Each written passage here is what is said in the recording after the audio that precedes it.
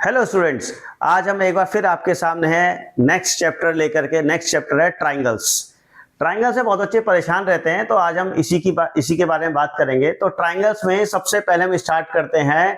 पहला टॉपिक है थ्योरम की बात करेंगे हम। BPT theorem, it means basic proportionality theorem, या फिर इसको हम बोलते हैं थेल्स थ्योरम। आप किसी भी नाम से इसको समझ सकते हैं। थेल्स थ्योरम में बीपीटी थ्योरम क्या कहती है? थेल्स आपको बस यही हमें प्रूफ करना है कि AD अपॉन DB जो है AE अपॉन EC के इक्वल है। कब? When DE line is parallel to BC। इस बात दूसरी थ्योरम है कन्वर्स ऑफ बीपीटी। ठीक है, converse of BPT. Converse of BPT या थेल्स थ्योरम क्या कहती है? कन्वर्स ऑफ बीपीटी थ्योरम कहती है कि अगर ये ट्राइंगल है, इस ट्राइंगल में अगर दो साइड्स का रेशियो अगर सेम है, मतलब AD upon DB is equals to AE upon EC अगर इक्वल है, तो हम बोल सकते हैं DE लाइन क्या है? BC के पैरेलल है। तो कन्वर्स हम क्यों बोल रहे हैं? क्योंकि पिछली थ्योरम में जो हमें ये हमें गिवन था और ये हमें प्रूफ करना था, तो ये उसका उल्टा हो गया। अब क्या, जो प्रूफ करना था उसमें वो हमें गिवन है, और जो उसमें गिवन था वो हमें इसमें प्रूफ करना है। तो इसलिए इसको क्या बोलते हैं? कन्वर्स। कन्वर्स का मतलब क्या होता है? उल्टा। ठीक है, तो हमने इसको ध्यान रखना है। Converse of BPT. जब भी आपने दो थ्योरम देख ली, इन दो थ्योरम के बेसिस पे हम एक्सरसाइज 6.2 स्टार्ट करते हैं। क्वेश्चन नंबर 1 क्या कहता है? क्वेश्चन नंबर 1 कहता है हमें गिवन है DE लाइन जो है BC के पैरेलल है। हमें गिवन, MCQs में आते हैं क्वेश्चन, तो ABC ट्राइंगल में DE अगर BC के पैरेलल है तो हमसे पूछा है EC की वैल्यू बताओ। तो अगर दोनों लाइंस पैरेलल है तो अभी हमने बीपीटी थ्योरम पढ़ी थी कि AD upon DB is equals to क्या होता है? AE अपॉन EC होता है। AD is 1.3, BD is 3, AE 1, EC x। इसको अगर आप सॉल्व करोगे तो x की वैल्यू कितनी आ जाएगी? 2 आ जाएगी। Very simple. ठीक है, इसी तरह से सेकंड क्वेश्चन जो है उसमें हमें साइड्स गिवन है और हमें चेक करना है whether EF is parallel to QR। तो हमें क्या करना है? रेशियो चेक करना है। तो पहले मैं क्या करता हूं? PE और EQ का रेशियो चेक करता हूं। PE कितना है इसमें? 0.18। EQ अगर मुझे निकालना है तो कैसे निकालोगे? PQ में से PE माइनस करोगे, तो 1.28 में से 0.18 आप माइनस कर दो, तो ये आ गया 0.18 अपॉन 1.1 आ गया। फिर इसी तरह से हम क्या करेंगे? PF अपॉन FR निकालते हैं। PF हमें गिवन है 0.36 और FR हम निकालेंगे PR में से PF माइनस कर देंगे, तो 2.56 में से 0.36 माइनस किया तो ये आ गया 0.36 अपॉन 2.2। आप देख रहे हो, इसको अगर मैं 2 से डिवाइड करूंगा तो ये आ जाएगा 0.18 अपॉन 1.1। तो ये फर्स्ट और सेकंड से हम बोल सकते हैं फ्रॉम 1 and 2 आप देख सकते हो कि PE अपॉन EQ जो है, PE अपॉन EQ जो है इज इक्वल्स टू आ गया PF अपॉन FR। और अगर दोनों रेशियोज इक्वल होते हैं तो कन्वर्स ऑफ बीपीटी कहती है कि लाइंस क्या है? पैरेलल है। तो हम बोल सकते हैं EF is parallel to QR। Reason यहाँ पे क्या लिखना है? Converse of BPT. ये रीजन वगैरह तब आपको ज्यादा लिखना पड़ेगा जब क्वेश्चन 2 मार्कर का। 1 मार्कर आएगा, आप डायरेक्टली सॉल्व कर दो, इतना टाइम मत लगाओ। और अगर 2 मार्कर का ये भी है तो इसमें आप लिख लेना यूजिंग बीपीटी थ्योरम या फिर थेल्स थ्योरम, जो भी आपने नाम लिखना है, कोई दिक्कत नहीं है। ठीक है, आइए हम नेक्स्ट क्वेश्चन की तरफ चलते हैं एक्सरसाइज के। ठीक है, सबसे पहले हम क्वेश्चन नंबर 4 करें, 3 हम थोड़ा बाद में करेंगे। फोर्थ क्वेश्चन क्या कहता है? फोर्थ क्वेश्चन कहता है if DE is parallel to AC and DF is parallel to AE, तो हमें ये प्रूफ करना है। ठीक है, अभी क्वेश्चन में क्या टेक्निक है प्रूफ करने की? मैं गिवन, कंस्ट्रक्शन, टू प्रूफ वो सब नहीं लिख रहा, वो सब अपने आप लिख लेना आप लोग। तो प्रूफ की बात करते हैं हम लोग। देखो तरीका क्या है इसको करने का। सबसे पहले मैंने देखा DE is parallel to AC, तो मैं देखूंगा DE और AC कौन से ट्राइंगल में दोनों साइड्स आ रही हैं। तो अगर आप ध्यान से देखोगे ट्राइंगल, अगर आप ध्यान से देखोगे तो ट्राइंगल ABC, अगर मैं इसको अलग से बना दूं, छोटा सा ट्राइंगल एक, तो ट्राइंगल ABC में DE और AC ये दोनों लाइंस आ रही हैं। ठीक है, अब हमें क्या देखना है? लाइन कौन कौन सी पैरेलल है? DE इज पैरेलल टू हमारी कौन सी है? AC। DE और AC लाइन अगर पैरेलल है तो हमने क्या पढ़ा था बीपीटी थ्योरम में? जो दो लाइन पैरेलल होती हैं उनके बीच की जो साइड्स का जो रेशियो होता है वो क्या होता है? इक्वल। तो यहां से हम बोल सकते हैं BD upon DA is equals to BE upon EC। ये आ गया हमारा बाय यूजिंग बीपीटी थ्योरम या फिर थेल्स थ्योरम, आप कुछ भी लिख सकते हैं। ये आ गई क्वेश्चन नंबर 1। उसके बाद मुझे क्वेश्चन में क्या दे रखा है? मुझे क्वेश्चन में गिवन है कि D F is line parallel to A E.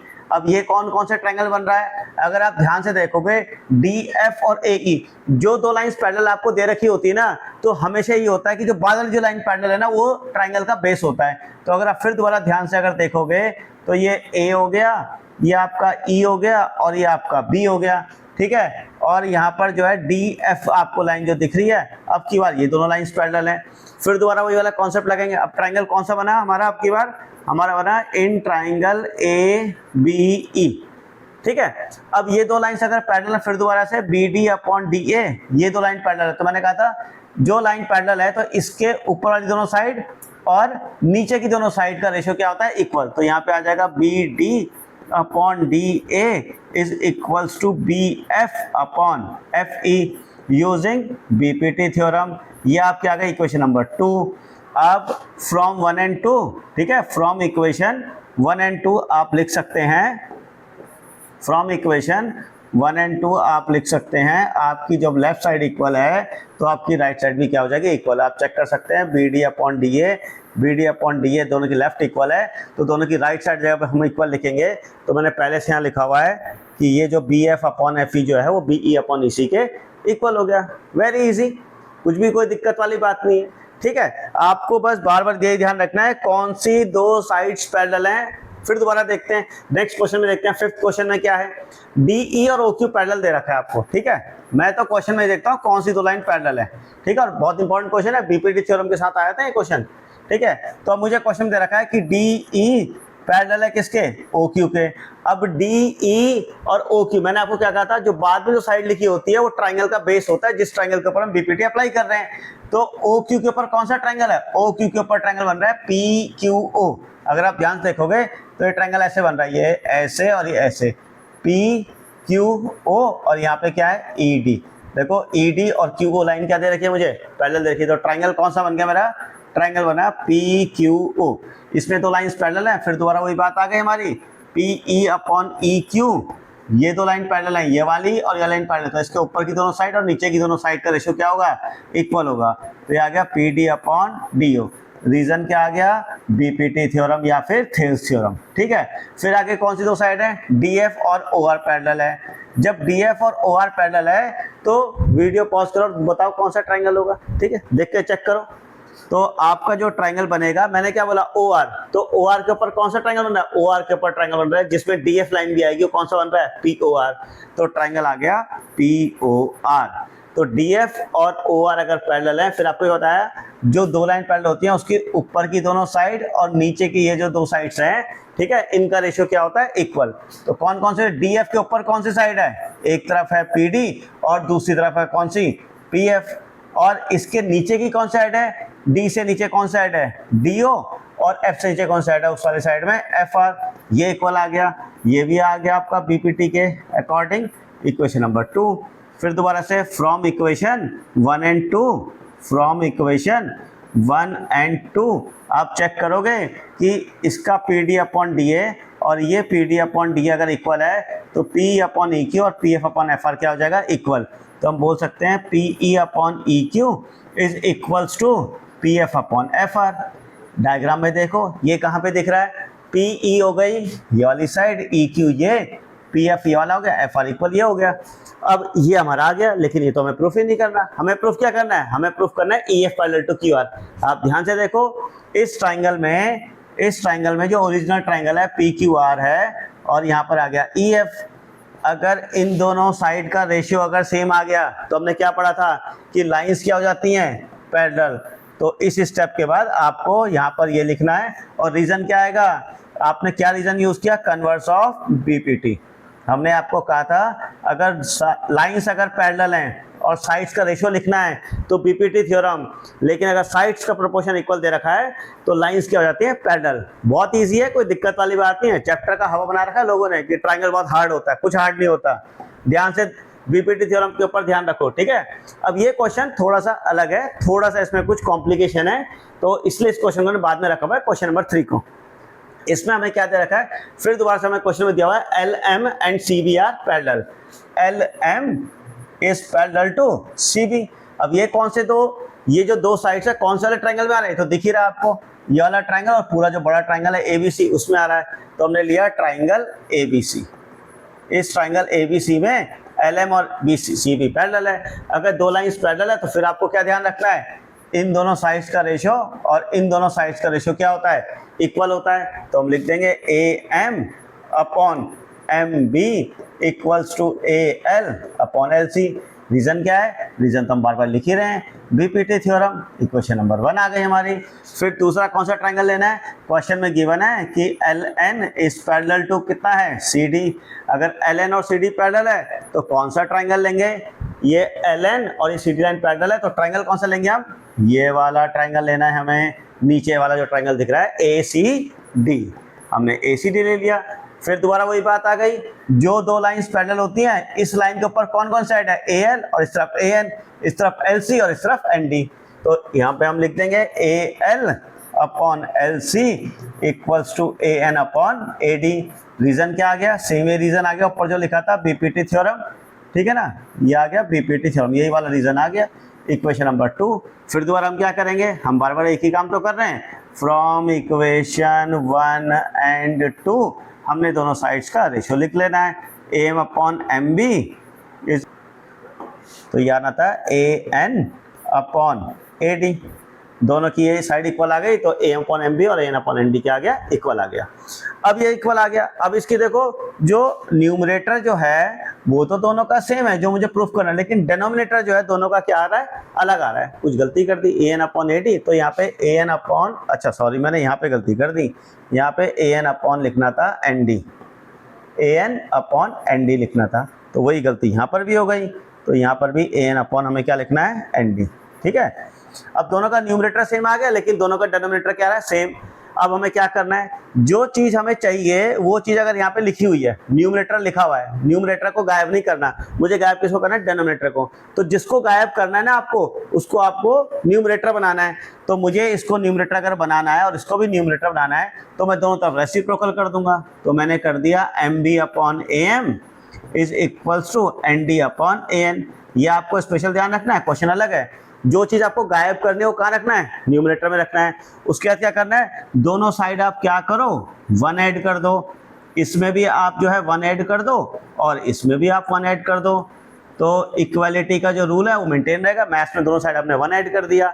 अब इसका अगर मैं एलसीएम लूंगा तो यहाँ पे एलसीएम क्या आएगा, यहाँ पे एलसीएम आएगा ए एम, ये आपका आ जाएगा एम बी प्लस 1 को ए एम से मल्टीप्लाई किया तो ए एम आ जाएगा। और ऐसी राइट हैंड साइड में यहाँ पर ए एन इसका एलसीएम हो गया तो यहाँ पे आ गया N D plus A N.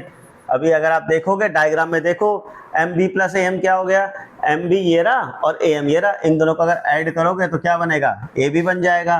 तो ये आ गया आपका A B upon A M आ गया। इसी तरह से आप N D upon N D और ए एन को ऐड करोगे तो क्या आ जाएगा, ए डी आ जाएगा। तो ये आ गया A D upon A N. अब आप इसको देखो, इसको दोबारा से अगर आप रेसिप्रोकल करोगे तो जो मुझे प्रूफ करना था वो हमारा प्रूफ हो गया। Very easy.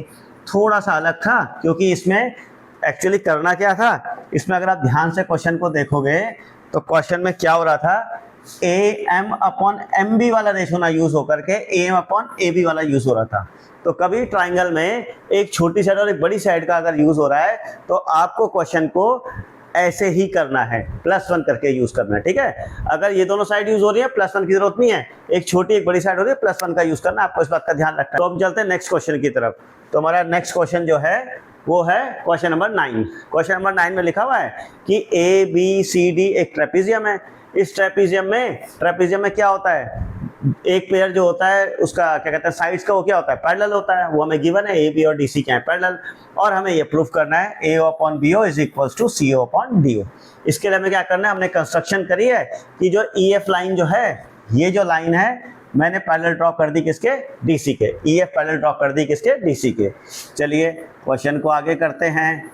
तो ये क्वेश्चन भी मैं दोबारा से आपको बता रहा हूँ सिमिलरिटी से, जब हम नेक्स्ट टॉपिक करेंगे तो वहां पर भी इस क्वेश्चन को कर सकते हैं। तो सबसे पहले मैंने ट्राइंगल लिया ए डी सी, जो आपको ट्राइंगल दिख रहा है ए डी सी ट्राइंगल लिया। इसमें ई एफ और डी सी पैरेलल है। क्यों पैरेलल है, by construction. E F is parallel to D C by construction. आप लिख लेना यहाँ पे रीजन। तो अगर लाइंस पैरेलल हैं तो हम साइड्स का प्रोपोर्शन लिखेंगे A E upon E D is equals to A F upon F C हमने लिख दिया, सॉरी एफ लिख दिया क्वेश्चन में क्योंकि ओ गिवन है, तो मेरी मिस्टेक हो गई, तो मैंने इसको ओ नहीं लिखा, ठीक है, मैंने एफ लिख दिया था, इसको ओ लिखना चाहिए, तो यहाँ पे भी करेक्शन करनी पड़ेगी, यहाँ पर भी इसको हमें ओ लिखना पड़ेगा, ठीक है। तो इसको हम लिखते हैं ई ओ, हमने पहले ड्रॉ किया, यहाँ पर भी करेक्शन करनी पड़ेगी क्योंकि क्वेश्चन में दिया हुआ है इसलिए करनी पड़ रही है, अगर क्वेश्चन में नहीं लिखा होता तो ज़रूरत नहीं थी हमें, ठीक है। तो फिर ए ई अपॉन ई डी और यहाँ पर आ जाएगा, हाँ यहाँ पर भी करेक्शन करनी पड़ेगी, तो यहाँ पर आ जाएगा आपका ए ओ अपॉन ओ सी आ जाएगा, ठीक है। तो ये आ गया, ये क्या रीजन से आ गया, बीपीटी। क्या पढ़ रहे हैं बार बार पीपीटी में, अगर ये लाइन लाइन पैरेलल है तो लाइन के ऊपर वाला हिस्सा और नीचे वाला हिस्सा और सामने जो दूसरी साइड है उसमें ये और ये, इनका रेशियो क्या होता है, इक्वल होता है, ठीक है। अब आपको एक बात का ध्यान रखना है, हमें क्वेश्चन में गिवन है ई ओ जो है डीसी के पैरेलल है, ये कैसे हुआ, कंस्ट्रक्शन से हुआ, ठीक है जी। फिर उसके बाद डीसी जो लाइन है वो पैरेलल है किसके, ए बी के, ये मुझे क्वेश्चन में गिवन है, क्वेश्चन में गिवन है, क्यों है, क्योंकि पैरेललोग्राम है, गिवन है वैसे भी क्वेश्चन, सॉरी पैरेललोग्राम गलती से बोल दिया, ट्रेपेजियम है, गिवन है हमें क्वेश्चन में। अब यहाँ से हम बोल सकते हैं, इन दोनों से हम बोल सकते हैं ई ओ डी सी के parallel, D C A B के पैरेलल, तो हम कह सकते हैं ई ओ जो है वो ए बी के क्या हो गया, पैरेलल हो गया, ठीक है जी। अब ई ओ ए बी के पैरेलल हो गया, ई ओ जो है वो ए बी के पैरेलल है, तो अगर आप ध्यान से देखोगे अब की बार मैं लूंगा ये वाला ट्राइंगल, ये जो ट्राइंगल आपको शेड किया हुआ उल्टा दिख रहा है, उस ट्राइंगल को मैं लूंगा, ठीक है। तरीका अपना वही है, करना मुझे वही काम है। तो ई ओ और ए बी लाइन पैरेलल, तो ई ओ के ऊपर कौन साइड है, ए ई और ई डी, और इधर कौन सी है, बी और ओ डी, तो हम यहाँ लिख देंगे A E upon E D equals to B O upon O D. Reason क्या आ गया, बीपीटी थ्योरम। ये आ गई इक्वेशन नंबर 2, ये थी हमारी इक्वेशन नंबर 1। अब आप देख सकते हो इसकी लेफ्ट साइड और इसकी लेफ्ट साइड इक्वल है, तो मैं मैं लिख सकता हूँ फ्रॉम इक्वेशन 1 एंड 2 मैं लिखूंगा A O upon O C equals to B O upon O D. अब आपको यहाँ देखोगे यहाँ पे कुछ अलग आ रहा है, यहाँ कुछ अलग आ रहा है, अलग अलग कुछ नहीं है। ध्यान से अगर आप देखोगे इसको तो इन दोनों साइड्स को अगर आप इंटरचेंज कर दोगे, A O upon B O is equals to C O upon D O आ जाएगा, खत्म कहानी, कोई दिक्कत नहीं है, ठीक है। तो ये क्वेश्चन भी हो गया। इस क्वेश्चन को मैंने कहा था आप एक और तरीके से कर सकते हो। इसी की तरह एक और क्वेश्चन है नेक्स्ट क्वेश्चन, उसमें भी आपको कंस्ट्रक्शन करके ऐसे ही करना है, ठीक है। थोड़ा सा उसमें उल्टा है, उसमें आपको साइज प्रोपोर्शन दे रखी, लाइंस पैरेलल करनी है। ये आज का आखिरी क्वेश्चन है, बहुत आसान क्वेश्चन है, तो थोड़ा अलग था, तो मैंने कहा चलो इसको भी लिख लेते हैं।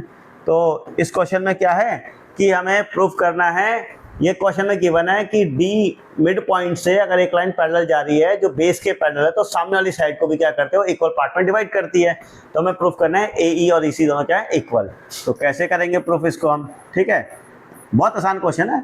हमें दिया हुआ है डी जो है वो मिड पॉइंट है ए बी का, अगर डी ए बी का मिड पॉइंट है तो हम बोल सकते हैं कि A D is equals to क्या हो गया, डी बी हो गया।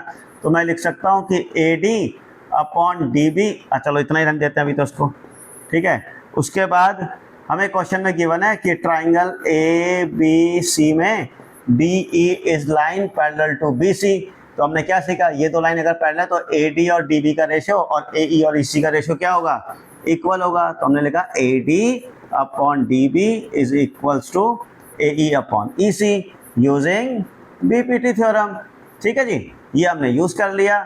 अब यहाँ पे आपको ए डी और डी बी इक्वल दे रखा है, तो फ्रॉम इक्वेशन 1, ठीक है, फ्रॉम इक्वेशन 1 आप जो है इसका अगर यूज करेंगे ए डी और डी बी का, तो ए डी के बदले मैं डी बी लिख देता हूँ,